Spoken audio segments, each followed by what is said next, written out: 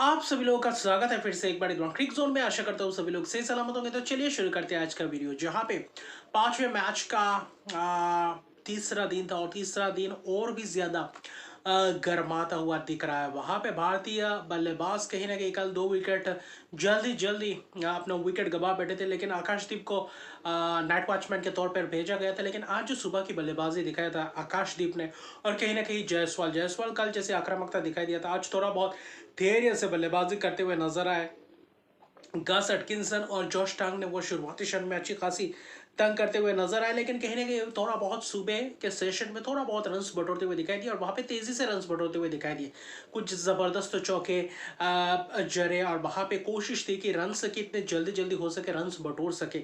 और आकाशदीप के साथ एक अच्छी खासी पार्टनरशिप भी देखने को मिला और दोनों ही बल्लेबाज जबरदस्त बल्लेबाजी कर रहे थे। ऐसा लग रहा था कि गेंदबाजों के साथ खिलवाड़ कर रहे थे और आकाशदीप को विकेट चटकाने की फिराक में तो थे, लेकिन कहीं ना कहीं स्लिप में कैच भी छूटा था, आसान सा कैच। और इस इनिंग्स में इंग्लैंड द्वारा बहुत ही कैचेस से छूटते हुए दिखाई दिए थे, तो उसका अच्छा खासा फायदा उठाया आकाशदीप ने।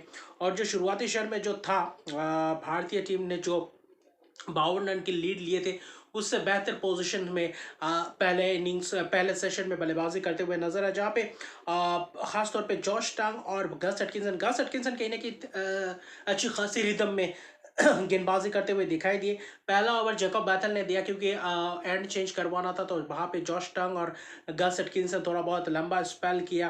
फिर जॉश टंग करीबन 7 ओवर्स का स्पेल किया। फिर जेमी ओवर्टन ने भी लगभग लंबा स्पेल किया, कहीं ना कहीं गस एटकिंसन के साथ मिलकर वहां पे कोशिश की थी आखिर में। और गस एटकिंसन बेहतर दिख रहे थे, तो उन्हीं के साथ कहीं ना कहीं पहला सेशन इन तीन गेंदबाजों को रोटेट करके एक गेंदबाजी किया। कहीं ना कहीं उसके बाद अगर खास तौर पे अगर आप देखें तो आकाशदीप को जेमी ओवर्टन ने कहीं ना कहीं आखिरी सेशन के समाप्त होने में 5-10 मिनट बाकी था, वहां पे कहीं ना कहीं विकेट चटकाया। आकाशदीप अपना पहला अर्शदीप का पारी खेलते हुए नजर आए।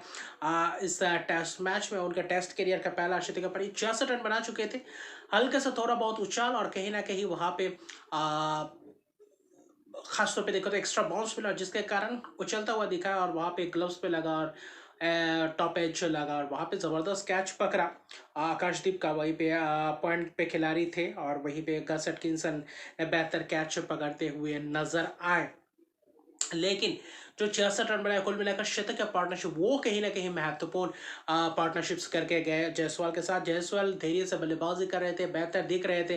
तो पहले सेशन में 114 रन के करीब बनाए थे, आते ही दो चौके लगाए थे शुभमन गिल कप्तान ऐसा लग रहा था कि पूरी तरीके से रिदम में है, इस इनिंग्स में बेहतर रन बटोरते हुए दिखाई दे सकते। लंच तक बेहतर दिखा भारतीय बल्लेबाजी क्रम और 107 रन का जो पार्टनरशिप्स किया जायसवाल और आकाशदीप, वो कहीं ना कहीं मैच का महत्वपूर्ण मैं कहूंगा वो पार्टनरशिप था। फिर लंच के बाद आते ही गस एटकिंसन पहले ही गेंद में अक्रॉस खेलने गए थे, ड्राइव्स मारने गए थे और अंदर कहीं ना कहीं गेंद गिरकर अंदर आया और वहां पे गस एटकिंसन लंच के तुरंत बाद पहले ही गेंद में शुभमन गिल को चलते कर वहां पे कहीं ना कहीं थोड़ा बहुत वापसी करते हुए दिखाई दिए इंग्लैंड के गेंदबाज। और वहां पे कोशिश थी कि जल्द से जल्द विकेट चटकाया जाए।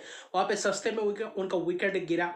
फिर कहीं ना कहीं वहां पे करुण नायर आया, करुण नायर ने भी कुछ शॉट्स लगाए, लेकिन बेहतर दिख रहे थे, थोड़ा बहुत जूझते हुए दिख रहे थे। वहां पे कुल मिलाकर यशस्वी जायसवाल ने भी ज्यादा से ज्यादा कट शॉट में ही रन्स बटोरते हुए दिखाई दिए, इस इनिंग्स में बेहतर दिख रहे थे। तो गस एटकिंसन और जॉश टांग वहां पे 4 ओवर का स्पेल करते हैं। फिर कहीं ना कहीं जॉश टांग थोड़ा बहुत लंबा स्पेल, गस एटकिंसन थोड़ा बहुत लंबा स्पेल करते हैं, जॉश टंग करीबन 2-3-4 ओवर का स्पेल करते हैं। फिर जेमी ओवर्टन आते हैं और गस एटकिंसन उसी स्पेल में वो जो लंच के बाद जो स्पेल किया था 5-6 ओवर का, वहां पे विकेट्स चटकाते हुए नजर आते हैं दो। और कहीं ना कहीं करुण नायर को भी कहीं ना कहीं गस एटकिंसन चलता करते हैं, हल्का सा बाहरी किनारा और एज आउटसाइड ऑफ स्टंप के बाहर बाउंस मिल रहा था और वहीं पे कहीं ना कहीं छोड़ सकते थे और वहां पे कहीं ना कहीं खेल गए। 17 रन बनाकर चलते बने, वहां पे रन चाहिए था। फिर जेमी ओवर्टन आते हैं, जॉश टंग और उसके बाद कहीं ना कहीं स्पेल लेके आते हैं। तो कुल मिलाकर रूट ने भी दो दो दो एक दो ओवर डाला था बीच में, जहाँ पे खासतौर पे देखे तो जायसवाल के साथ बल्लेबाजी करने के लिए रविंद्र जडेजा आए हुए थे। रविंद्र जडेजा ने भी कोशिश की थी रन्स बटोरने की, वहां पे जायसवाल ने भी शानदार शतक या पारी खेला। और शतक या पारी खेल के जो जॉश टांग टी से पहले जो स्पेल लेकर आए थे, वो कहीं ना कहीं महत्वपूर्ण स्पेल और वहां पे विकेट्स को चटकाते हुए नजर आए जॉश टंग। आते ही उसी ओवर में ही कहीं ना कहीं 1 2 3 ओवर का स्पेल करने के बाद ही वहां पे रिदम में दिखे और वहां पे विकेट चटकाते हुए नजर आए। वहां पे जायसवाल कट खेलने की वहां पे शॉर्ट ऑफ लाइन डिलीवरी और वहां पे थर्ड मैन के हाथों कैच दे बैठे थे। 118 रन की शानदार शतकीय पारी और इस सीरीज में 2 शतक लगाया, खासतौर पे छठा उनका टेस्ट शतक तो कहीं ना कहीं बेहतर दिखे आज इस इनिंग्स में। महत्वपूर्ण ये शतकीय पारी वो कहीं ना कहीं लाभदायक था और वो जो आकाशदीप के साथ मिलकर साझेदारी निभाया उसमें कहीं ना कहीं बहुत ही फायदेमंद साबित हुआ भारत के लिए इस इनिंग्स में। जबकि दूसरे एंड से विकेट चले जा रहे थे शुभमन गिल के विकेट गिरने के बाद, वहां पे कैच दे बैठे 118 रन। फिर कहीं ना कहीं था ध्रुव जुरेल रविंद्र जडेजा के बीच साझेदारी 30 35 रन की करीबन साझेदारी किया, अर्षित किया साझेदारी। तो वहां पे वैसे साझेदारी चल रहे थे, 40 40 रन का साझेदारी वहां पे सफल भी हो रहे थे।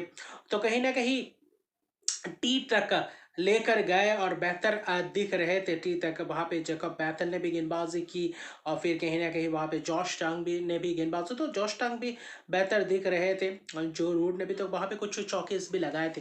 तो कहीं ना कहीं दूसरे सेशन में भी 110 15 रन का रन्स बनाया बटोरा और कहीं पे वहां पे विकेट्स ज्यादा से 3 विकेट्स के करीब गए थे। उस दौरान शुभमन गिल, आकाशदीप वहां पे माफ कीजिएगा, शुभमन गिल वहां पे, करुण नायर वहां पे, जायसवाल, तो वैसा था। लेकिन ध्रुव जुरैल भी कहीं ना कहीं डट कर बल्लेबाजी करते हुए नजर आए। लेकिन जब टी के बाद आया और टी के बाद कहीं ना कहीं वहां पे थोड़ा बहुत उस समय के दौरान वहां पे कहीं ना कहीं हलचल मच चुका था।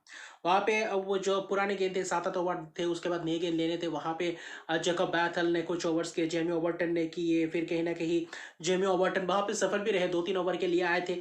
वहां पे ध्रुव जुरेल 34 रन बनाए, अंदर आती हुई गेंद शानदार सामने पाए गए और कहीं ना कहीं वहां पे एलबीडब्ल्यू के शिकार हो गए। 34 रन बनाए तो बेहतर दिख रहे थे लेकिन उसको अच्छे स्कोर में तब्दील नहीं कर पाए। फिर आते वॉशिंगटन सुंदर, कहीं ना कहीं वहां पे थोड़ा बहुत धैर्य दिखाते, पार्टनरशिप बुनने को देखते। फिर जब नए गेंद होता है वहां पे, नए गेंद लेने के बाद गस एटकिंसन और जॉश टंग वहां पे अच्छी खासी मूवमेंट दिखता है, स्विंग करदाते हुए दिखते हैं। तो कहीं ना कहीं वहां पे जडेजा ने भी फिर से एक और अर्शदीप के पारी खेला। 5 इस टेस्ट मैच में अर्शदीप के पारी खेला। तो कहीं नहीं, यह टेस्ट मैच बहुत ही गया, 500 रन प्लस बनाए। तो कहीं ना कहीं 11 ओवर्स के बाद ये इंग्लैंड में आकर कोई ऑलराउंडर ओवर्स भी इतने कर रहे हैं, वहां पे 500 रन भी बना रहे, तो कहीं ना कहीं काबिल तारीफ है। 53 रन बनाकर कहीं ना कहीं वहां पे जडेजा चलते बनते हैं, स्लिप के हाथों कैच दे बैठते। वहां पे गस एटकिंसन उसी ओवर में 2 विकेट्स चटका जाते हैं। जैसे कि सिराज आते हैं, अंदर आती हुई गेंद एलबीडब्ल्यू बल्ले पे लगता है लेकिन रिव्यू बचता नहीं है, अंपायर आउट देते। तो वहां पे 9 विकेट गिर चुके थे।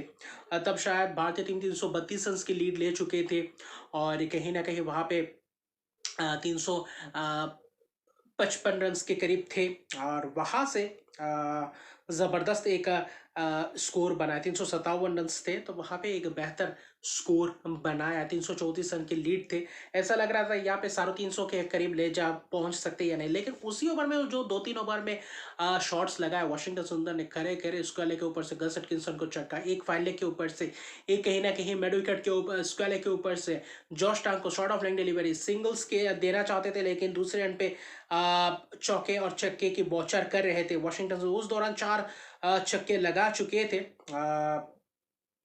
और वहां पे फिर कहीं ना कहीं जॉश टांग कहीं ना कहीं वहां पे आखिरी गेंद में टॉप एच लगता है, वहां पे मिड विकेट के हाथों कैच दे बैठते, बेहतर दिखते हैं और वॉशिंगटन सुंदर एक करारा प्रहार करते हुए 53 रन बनाते, एक अर्शदीप के पारी। तो कहीं ना कहीं महत्वपूर्ण अर्शदीप के पारी और आखिरी विकेट के साथ 39 रन की जो पार्टनरशिप किया प्रसिद्ध कृष्णा के साथ, वो उसी पार्टनरशिप के बदौलत वो जो आक्रामक था, वो जो 2 3 ओवर में दिखा, जो 4 छक्के लगे थे, उसके बदौलत कहीं ना कहीं 373 के लीड तक पहुंचा है। 396 पे ऑल आउट हो गए जिसमें से जॉश टंग आखिरी विकेट लेकर पंजा खोलते हैं, अपना टेस्ट करियर का दूसरा पंजा। पहले इनिंग्स में गस एटकिंसन चटकाते हैं, पंजा लेते, तो दूसरे इनिंग्स में जॉश टांग, क्योंकि गेंदबाजी भी जबरदस्त की है कहीं ना कहीं। लेकिन 374 रन की 73 रन के लिए 374 की टारगेट और बेहतर बल्लेबाजी भारतीय बल्लेबाजों द्वारा, तो उसका पीछा करते हुए जो आखिरी 10 15 ओवर का आज स्पेल होना था वहां पे होते हुए दिखाई दिया। और शुरुआत किसके नए गेंद से शुरुआत किया, कौन, प्रसिद्ध कृष्णा और आकाशदीप। आकाशदीप के ओवर में कहीं ना कहीं कुछ चौके लगाते हुए नजर आए। आज बेहतर खिलाड़ी रखा था, डीप पॉइंट, डीप स्क्वायर के दरमियान वहां पे खिलाड़ी रखा था, उतना आसानी से चौके कवर ड्राइव मारने नहीं दे सकते थे। और वहां पे जैक क्रॉली को सेट होने के लिए वो कहीं ना कहीं खिलाड़ी रखा था ताकि वो जल्द से जल्द सेट न हो पाए और आसानी से रन्स ना आए। डकेट अपने पूरी आक्रामकता दिखाई देते हुए वहाँ पे पहले जो 2-3 ओवर के स्पेल किया प्रसिद्ध कृष्णा, वहाँ पे कहीं न कहीं उनके खिलाफ थोड़ा बहुत प्रहार करते हुए थोड़ा बहुत महँगे गए। आकाशदीप ने भी कहीं न कहीं रिदम ढूँढते हुए दिखाई दिया। पहला 5 ओवर अच्छा खासा थे, उसके बाद पहले 3-4 ओवर के बाद कहीं न कहीं थोड़ा बहुत वापसी करते हुए दिखाई दिया भारतीय गेंदबाज स्पेल में। और उसके बाद जब आकाशदीप और मोहम्मद सिराज ने जो जुगलबंदी दिखा वो बेहतर दिखा। बीच-बीच में चौके लगाए क्रॉली ने भी और कहीं न कहीं बेन डकैट ने भी। बेन डकैट अपने पूरी तरीके से उस मोड में थे, कुछ डाउन द ग्राउंड शॉट लगाए, कुछ 3 रन भी भागे, चौके भी लगाए। लेकिन कहीं न कहीं प्रसिद्ध कृष्णा जब वापस आए, जो पहले 5 ओवर के थे आकाशदीप बेहतर किए थे। कल की सुबह आशा करते हुए इससे बेहतर करेंगे और कहीं न कहीं प्रसिद्ध कृष्णा ने भी पहले 3 ओवर को छोड़ दिया तो अगला 2 ओवर किया था, थोड़ा बहुत रिदम में गेंदबाजी की, थोड़ा बहुत मूवमेंट होता हुआ दिखाई दिया, थोड़ा बहुत शॉर्ट ऑफ लेंथ कुछ एक टॉपच हुआ था, जहाँ पे मिड ऑफ में खिलाड़ी नहीं थे, थोड़ा बहुत वाइड था। सिराज पन्ना वो कैच पकड़ सकते थे, जैसे कि जो जैक क्रोली को पहले इनिंग्स में किया था विकेट, तो वैसा ही कुछ था। और सिराज कहीं न कहीं 4 ओवर डाले, वो नए गेंद से शुरुआत नहीं किया, लेकिन वो जो अ, बाद में आया वो कहीं न कहीं बेहतर दिखे। एकाध चौके खाए भले ही, लेकिन बेहतर दिखे और कहीं न कहीं आखिरी ओवर था इस सेशन का, आज के दिन का। वहाँ पे कहीं न कहीं जैक क्रोली को तंग किया और आखिरी बस 2 ही गेंद बाकी थे और वहीं पे एक यॉर्कर गेंद अंदर आते हुए पूरी तरह से लाइन को मिस किया। क्रीज के आगे थे, स्विंग को कट करने के लिए वहाँ पे फंस गए। 14 रन बनाकर चलते बने। 50 रन की एक साझेदारी हुई इस सलामी जोड़ी के बीच, लेकिन कहीं न कहीं ये विकेट चाहिए था। कहीं न कहीं 10-15 ओवर का होना था, 1 घंटे बाकी था। ऐसा मुझे लग रहा था कि शायद 2 विकेट चटका के जाएँगे तो बेहतर रहेगा, लेकिन फिर भी 2 विकेट ना सही, 1 विकेट ही सही, कहीं न कहीं थोड़ा बहुत मॉरल बूस्ट अप होगा और सिराज कहीं न कहीं कहर बरपाते हुए नज़र आ सकते हैं। और डकैट कहीं न कहीं 34 रन बनाकर नाबाद है, 50 पे पहला विकेट गिरा है। अभी भी कहीं न कहीं यहाँ पे 10 विकेट मान के नहीं चल सकते, क्योंकि क्रिस वुक्स बल्लेबाजी नहीं करेंगे, तो यहाँ पे 8 विकेट चाहिए।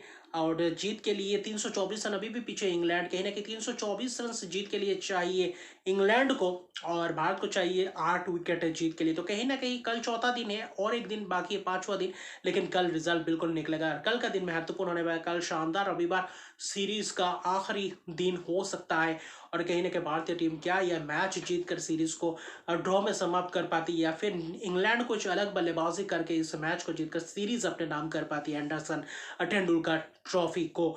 तो बेहतर रहेगा, यानी कि आखिरी वक्त तक यह मुकाबला कांटेदार और कराकेदार मुकाबला देखने को मिलेगा। तो सिराज ने अपना खाता खोल लिया है। कल सुबह की शुरुआत एक अलग ही स्ट्रेटेजी के साथ आएंगे, भले ही 50 रन पे 1 विकेट, अभी भी 324 रन चाहिए, तो यहाँ पे 1-2 विकेट जल्द कल के सुबह, और वहां पे आप पूरी तरीके से वापसी कर सकती है, क्योंकि पिच कहने के थोड़ा बहुत उतना भी बेहतर नहीं खेलेगा, क्योंकि यहाँ पे थोड़ा बहुत मूवमेंट होता हुआ दिख रहा है, कुछ असमंतल उछाल देखने को मिल रहा है, तो कहीं ना कहीं वहां पे दिक्कतें देने वाली है। तो प्रसिद्ध कृष्णा, आकाशदीप और सिराज कल क्या गुल गिलाते इंग्लैंड के बल्लेबाजों की, या फिर डकैट कुछ अलग ही दिखते हैं, जैसे कि हेडिंगले में किया था, कुछ वैसा ही अंदाज में खेलते हुए नजर आते या नहीं। और डकैट का विकेट महत्वपूर्ण होगा, जितना जल्दी हो सकेगा वहां पे विकेट चटकाना पड़ेगा, और कहीं ना कहीं लाइन लेंथ को ठीक करके गेंदबाजी करना पड़ेगा। अगर विकेट भी ना चटका तो वहां पे रन उतना आसानी से नहीं दे सकती। प्रेशर में डालेंगे पूरी तरीके से विकेट अपने हाथ में, और मैच भारतीय टीम के हाथ में अगर थोड़ा बहुत बेहतर मौका बनाए तो मुझे ऐसा लगता है भारतीय टीम के पास ये सुनहरा मौका है।